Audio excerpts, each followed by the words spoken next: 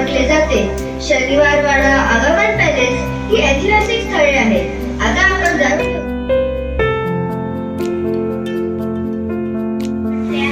गड नाही तर गडबड याचा अर्थ गड म्हणजे सामर्थ्य, गड म्हणजे ताकद, गड म्हणजे स्वाभिमान, आपला भारत. मराठी भाषेला योगदान दिले आहे संत ज्ञानेश्वर, संत तुकाराम, संत नामदेव अशा संतांनी मराठीची प्रतिष्ठा वाढवली आहे. पु ल देशपांडे, वि स खांडेकर, कुसुमाग्रज इत्यादी साहित्यिकांनी बुद्धिधुरंधर सिद्धांची ही दिव्यभूमी महाराष्ट्र. स्वागतम सुस्वागतम. मी स्वरांजली रासेगावकर. आता वर्ग 5वीची पहिली श्रेणी संपलेली असून आपण 10व्या वर्गाच्या दुसऱ्या फेरीला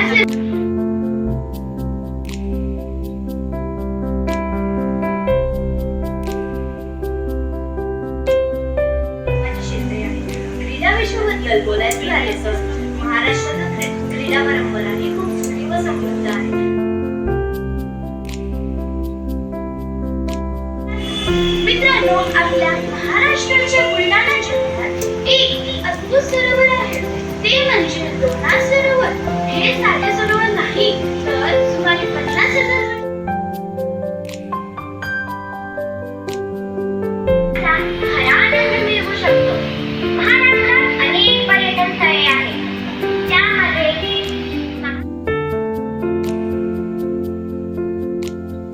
आता 6व्या वर्गाची दुसरी फेरी संपलेली असून 7व्या वर्गाच्या तिसऱ्या फेरीला आपण सुरुवात करूया.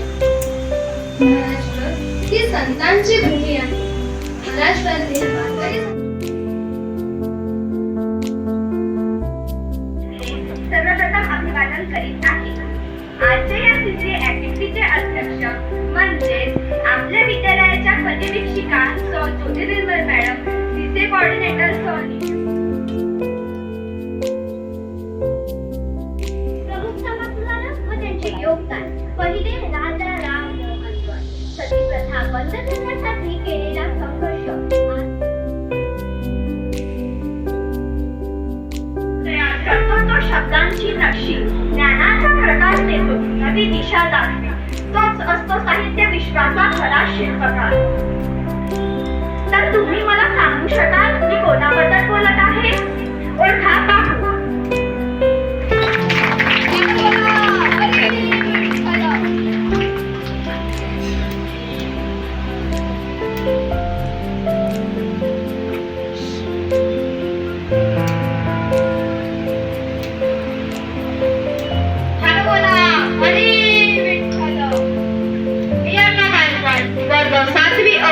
विद्यार्थी गाठी साधनेचे